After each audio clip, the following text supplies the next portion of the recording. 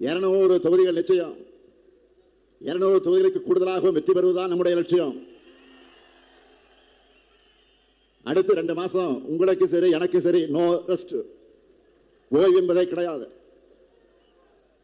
ஒவ்வொரு வாக்காளரையும் நீங்க எல்லாரும் குறைஞ்சது 5 முறையாவது நேரில் சந்திக்கணும். ஏன் சொல்ல தெரியுமா?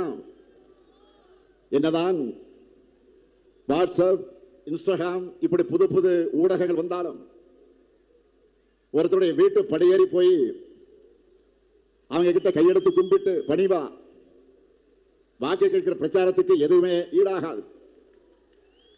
ஆன்லைன் ஆன்ஃபீல்டு ரெண்டுலையும் திமுகவின் செயல்பாடுகள் தான் நிறைந்திருக்கணும். பரம்பரையா திமுகவுக்கு வாக்களிக்கிற குடும்பமாக இருந்தாலும் சரி, இதுவரை நமக்கு வாக்களிக்காத குடும்பமாக இருந்தாலும் சரி, பிரச்சாரத்தின் கடைசி நிமிடம் வரை மக்களை நாம மீட் பண்ணிக்கிட்டே இருக்கணும். சாதனைகளை சொல்லி வாக்குறுதிகளை சொல்லி வாக்கு கேட்டுக்கொண்டே இருக்கணும். இதை நீங்க ரிப்பீட் மோடில் செய்யணும். அப்பதான் நம்முடைய வெற்றியும் ரிப்பீட் ஆகும். தேர்தல் அன்றைக்கு பூத்துக்கு வந்து வாக்காளர்கள் நமக்கு வாக்களிக்கிற வரை ஓய்வே இருக்கக்கூடாது.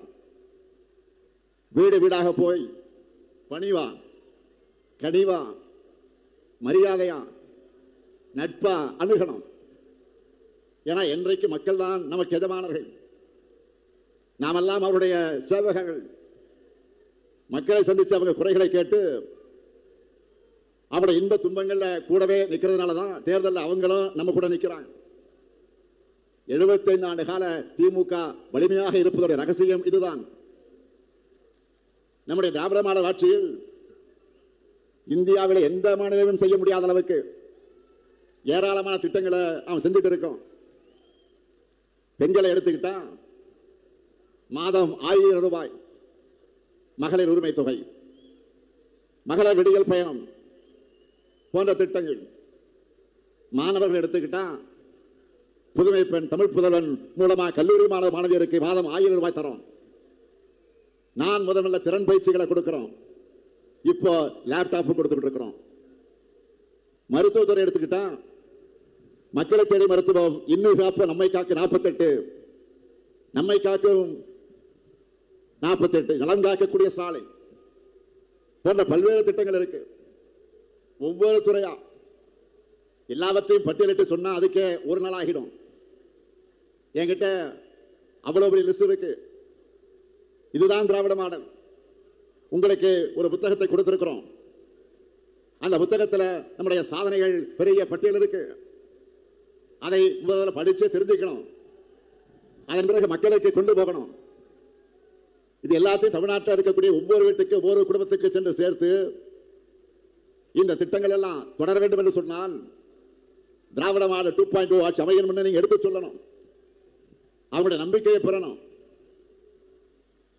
அந்த நம்பிக்கையை தேர்தல் நாளில் வாக்குகளாக மாறணும். இதுதான் உங்க கடமை. வெல்லும் தமிழ் பெண்கள் ஸ்டாலின் மகளிர் படை என்று பெயர்ல ஏற்கனவே நம்முடைய கழக மகளிர் வீடு வீடாக போய் பிரச்சாரத்தில் கிளக்கிட்டு இருக்காங்க. நான் தினமும் உங்களுடைய பரப்புரை வீடியோவை எல்லாம் பார்த்துட்டு தான் இருக்கேன். மக்கள்கிட்ட பெரிய வரவேற்பு இருக்கு. இந்த பிரச்சாரங்களுக்கு உங்களுக்கு தேவைப்படக்கூடிய தகவல்கள் அடங்கிய ஒரு புத்தகத்தை வழங்கி இருக்கிறோம். அதில் நம்முடைய திராவிட மாடல் அரசு 5 ஆண்டு சாதனைகள் இருக்கு. ஒவ்வொரு குடும்பத்திலையும் நம்ம திராவிட மாடல் அரசு திட்டங்களுடைய பயன்கள் நிச்சயம் ஒருத்தருக்காவது போய் சேர்ந்திருக்கு, பயனடைந்து கொண்டிருக்கிறார்கள். அதனால் நம்பிக்கையோடு பிரச்சாரம் பண்ணுங்க. அடுத்து 2 மாசத்துக்கு எந்த பக்கம் திரும்பினாலும் எந்த வீட்டுக்குள்ள நுழைஞ்சாலும் அங்க திமுகவும் உதயசூரியன் தான் இருக்கணும். திருமுனை கூட்டங்கள், திண்ணை பிரச்சாரங்கள், சமூக வலைதளங்கள்ல நிகழ்த்தக்கூடிய பிரச்சாரம் எல்லாத்தையும் நாம தான் முத்திரை பதிக்கணும்.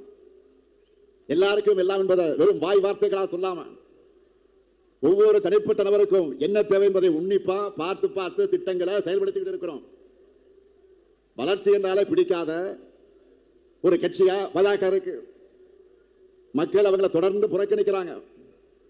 அதனால அதிமுகவை தன்னுடைய கிளைக்கழகமாக மாற்றி அதில் முன்னேறி வரலாம்னு நினைக்கிறது பாஜக. பிரதமர் மோடி அவர்கள் திடீர்னு அம்மையார் ஜெயலலிதா புகழ்பாட ஆரம்பிச்சிருக்கிறார். எந்த அம்மையார் ஜெயலலிதாவை புகழ்கிறார்? குஜராத் மோடியா? இந்த லேடியான சவால் விட்ட அம்மையார் மேல திடீர் பாசம் இன்றைக்கு மோடிக்கு வந்திருக்கு. மாண்புமிகு பிரதமர் மோடி அவர்களே, அம்மையார் ஜெயலலிதா விட்ட சவால் உங்களுக்கு மறந்து போச்சா? இல்ல இந்தியாவிலே அதிமுக அரசாங்கம் தான் ஊழல் அதிகமாக நடக்கிற அரசாங்கம்னு உங்களுடைய நம்பர் 2 அமித்ஷா பேசினாரு, அதை மறந்துட்டீங்களா? நீங்க மறந்திருக்கலாம். ஆனா இது எதையுமே தமிழ்நாட்டு மக்கள் மறக்கல. இதையெல்லாம் மறந்துட்டு அல்ல, மறைத்து விட்டு பிரதமர் பேசுவது எதுக்காக என்று கேட்டால், ஒன்றிய பாஜகவோட 12 ஆண்டு கால ஆட்சியில தமிழ்நாட்டுக்கு எதுவும் செய்யல. சொல்லிக்கொள்ள சொந்தமான சாதனை இல்லாத காரணத்தால் தான் நம்ம ஜெயலலிதாவுடைய புகழ்பாடுன வாக்குகளா வருமானு பார்க்கிறார். எலெக்ஷன் வந்துச்சு என்று கூட பார்க்காம தமிழ்நாட்டுக்கு எந்த சிறப்பு திட்டத்தையும் பட்ஜெட்ல அறிவிக்க மனமில்லாத உங்களுடைய நடிப்பை தமிழ்நாட்டு மக்கள் நிச்சயமாக நம்ப மாட்டாங்க. பிரதமர் மோடி அவர்களே, மாண்புமிகு பிரதமர் மோடி அவர்களே, தமிழ்நாடு உங்ககிட்ட கேட்கிறது என்ன தெரியுமா? தென்னிந்தியாவின் மான்சிஸ்டாக இருக்கக்கூடிய கோவைக்கு மெட்ரோவுக்காக ஏன் அனுமதி தரல? கோயில் நகரமான மதுரை மெட்ரோவுக்கு அனுமதி கொடுத்துட்டீங்களா? திருச்சி மெட்ரோவுக்கு அனுமதி வழங்க எது தடுக்குது? உங்களுடைய கேபினட் மீட்டிங்ல அகமதாபாத் மெட்ரோவுக்கு அனுமதி கொடுக்க நீங்கள் தமிழ்நாட்டுக்கு மெட்ரோ திட்டத்திற்காக ஏன் அனுமதி கொடுக்க மறுக்கிறீங்க? இது உங்க கண்ணுக்கு தெரியலையா? எங்களுடைய கோரிக்கைகளையும் தமிழ்நாட்டுக்கு ஒன்றிய பாஜக செஞ்சிருக்கக்கூடிய துரோகங்களையும் ஓரவந்தர்களை நான் தொடர்ந்து சொல்லிக்கிட்டு இருக்கிறேன். அதுக்கெல்லாம் உங்கள் பதில் என்ன? ஓசூர் விமான நிலையத்துக்கு அனுமதி எங்க? சென்னை மெட்ரோ ரயில் திட்டத்திற்கான முழுமையான நிதி எப்போ தருவீங்க? பள்ளி குழந்தைகளுக்கு சேர வேண்டிய 3500 கோடி ரூபாய் SSA நிதியை தராமல் இழுத்திருப்பதற்கு என்ன காரணம்? ஜல்ஜீவன் இயக்கத்திற்கான மானியத்தை 3548 கோடி ரூபாயை எப்போ தருவீங்க? ஊரக உள்ளாட்சி அமைப்புகளுக்கு தர வேண்டிய 2246 கோடி எப்போ தருவீங்க? ஒன்றிய அரசு திட்டங்களுக்கு தர வேண்டிய நிதியை கூட ஏன் தராமல் நிறுத்தி வச்சிருக்கீங்க?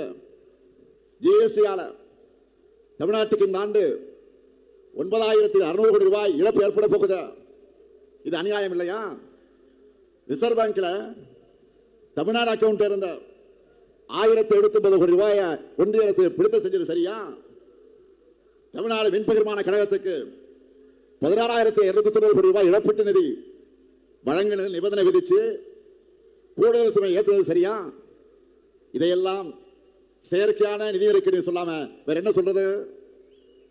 தமிழ்நாட்டின் மீது வன்மத்தோடு இப்படிப்பட்ட அநியாயங்களை செய்யக்கூடிய பாஜகவோடு தான் கூட்டணி வைத்துக் கொண்டு மாபெரும் துரோகியா இன்றைக்கு உருவெடுத்திருக்கிறார் எதிர்க்கட்சி தலைவர் பழனிசாமி அவர்கள். தமிழர் விரோதிகளும் தமிழின துரோகிகளும் வைத்திருக்கக்கூடிய கூட்டணியை மக்கள் முன் அம்பலப்படுத்தி அவங்களுக்கு தோல்வியை நாம் பரிசாக தந்தாக வேண்டும். இதுதான் நம்ம முன்னாடி இருக்கக்கூடிய முதல் கடமை. பொதுவா தேர்தல் கூட்டணியோட ஆயுட்காலம் ரொம்ப குறைவு. ஆனா திமுக தலைமையிலான நம்ம கூட்டணி அதை உடைச்சிருக்கிறோம். பாசிச பாஜக வீழ்த்தணும் என்ற ஜனநாயக நோக்கத்தோடு 2019 தேர்தலுக்கு முன்பு தொடங்கப்பட்ட நம்முடைய கூட்டணி தொடர்ந்து நடந்திருக்கக்கூடிய 2021 சட்டமன்ற தேர்தலில், இடையில நடந்த நகராட்சி உள்ளாட்சி தேர்தலில், 2024 நடைபெற்ற நாடாளுமன்ற தேர்தலில், இப்போ 2026 சட்டமன்ற தேர்தல் வரையிலும் கொள்கை உறுதியோடு தொடருது. எனக்கு தெரிஞ்சு தமிழ்நாட்டின் தேர்தல் வரலாற்றில் இவ்வளவு நீண்ட கால ஒற்றுமையோடு ஒரு கூட்டணி தொடர்வது இதுதான் முதல் முறை. வளர்ச்சியிலும் சாதனை திட்டங்கள் மட்டுமல்ல, கூட்டணியிலும் நாம் வரலாறு படைச்சிருக்கிறோம். வெல்வோம் ஒன்றாக. ஒவ்வொரு கூட்டத்திலும் ஏன் சொல்றேன்னா, கொள்கையிலும் வெல்வோம் ஒன்றாக என்ற பொருளையும் சேர்த்து தான் அப்படி சொல்றேன். அண்மையில் எதிர்க்கட்சி தலைவர் திரு பழனிசாமி அவர்கள் என்ன பேசினார் பாத்தீங்களா? தேர்தலுக்காக தான் அவங்க கூட்டணியா அமைச்சிருக்காங்களாம். சர்க்கஸ் முடிஞ்சதை எப்படி கூடாரத்தை பிரிச்சு விடாங்களோ அதே மாதிரி தேர்தல் முடிஞ்சதோ இவங்க மறுபடியும் ஆளுக்கு ஒரு பக்கமாக பிரித்து தங்களுடைய நாடகத்தை கண்டினியூ பண்ணுவாங்க. இப்படிப்பட்ட என்டிஏ சர்க்கஸ் ரிங் மாஸ்டர் தான் பாஜக. அவங்க சொன்னபடி தமிழ்நாட்டு மக்கள் முன்னால் வித்தை காட்டுபவர் தான் பழனிசாமி. பழனிசாமி அவர்கள் தான் என்ன பேசணும், தான் என்ன பேசணும் தெரிஞ்சுதான் பேசுறாரு, எனக்கு புரியல. அவர் லேபரா ஜாயின் பண்ணி வைக்கக்கூடிய ஓனரோட தலைமையிலான கூட்டணி கொள்கை இல்லாத கூட்டணி, சந்தர்ப்பாத கூட்டணி.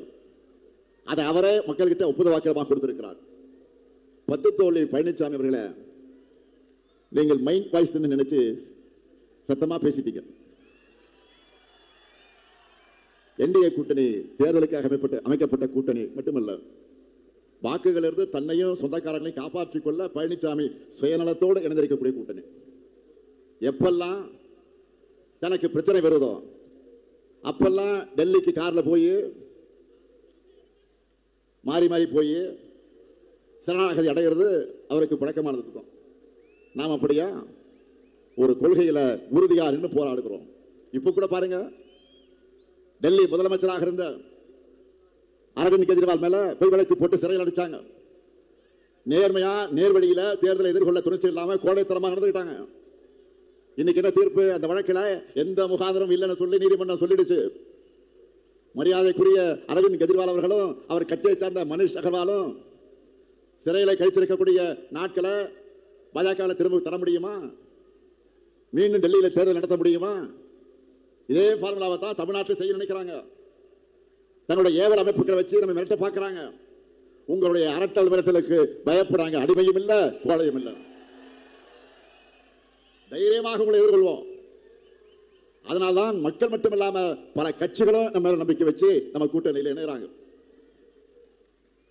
தேர்தலுக்கு தேர்தல் கூட்டணியில் இருக்கக்கூடிய கட்சிகள் எண்ணிக்கை குறைஞ்சிருப்பதை தான் பார்க்கிறோம். தேர்தலுக்கு தான் கூட்டணி கட்சி கொஞ்சம் கொஞ்சம் குறைஞ்சிட்டு போவோம். அந்த வழக்கத்துக்கு மாறா நம்ம கூட்டணி பலம் மேலும் மேலும் அதிகரிச்சுட்டு போகுது. திமுக மட்டும் ஜெயிச்சா போதும் நினைக்கல. யாரெல்லாம் பாஜகவின் தமிழ் அரசியல் எதிர்க்கிறாங்களோ அவங்க எல்லாரையும் ஒன்றிணைக்கணும்.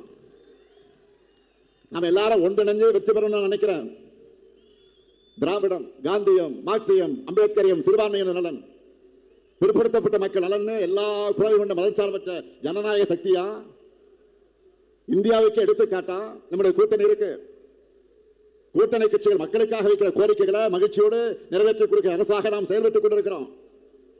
அதனால்தான் நம்மை நாடி இத்தனை பேர் வராங்க. ஒரு ஆரோக்கியமான ஜனநாயகம் என்பது எல்லா தரப்பு குரல்களுக்கும் இடம் கொடுக்கக்கூடியதா இருக்கணும். அப்படித்தான் நம்மோட மதச்சார்பற்ற முற்போக்கு கூட்டணி இருக்கு. இங்க இருக்கக்கூடிய எல்லாருக்கும் தெளிவாக சொல்றேன், புரிஞ்சுக்குங்க. நாம போராடுறது நம்முடைய கழக வெற்றிக்கும் கூட்டணி வெற்றிக்கு மட்டுமல்ல, தமிழ்நாட்டுடைய வெற்றிக்காக. பாஜகவின் டப்பா இன்ஜின் முன்னாடி தமிழ்நாட்டுடைய சூப்பர் ஃபாஸ்ட் இன்ஜின் ஒருபோதும் தலைகுனியாது. அதனால்தான் இந்த தேர்தல் வெற்றி பெற வேண்டியது தமிழ்நாடு அணியா டெல்லி அணியான்னு சொல்லி நான் பரப்புரை செய்கிறேன். இதுல ஜெயிக்க போறது நம்ம முதலச்சார்பற்ற முற்போக்கு கூட்டணி தமிழ்நாடு அணிதான். களத்தில் உழைப்போம், மீண்டும் வெல்வோம், மீண்டும் மீண்டும் வெல்வோம், வெல்வோம், வெல்வோம் ஒன்றாக. நன்றி, வணக்கம்.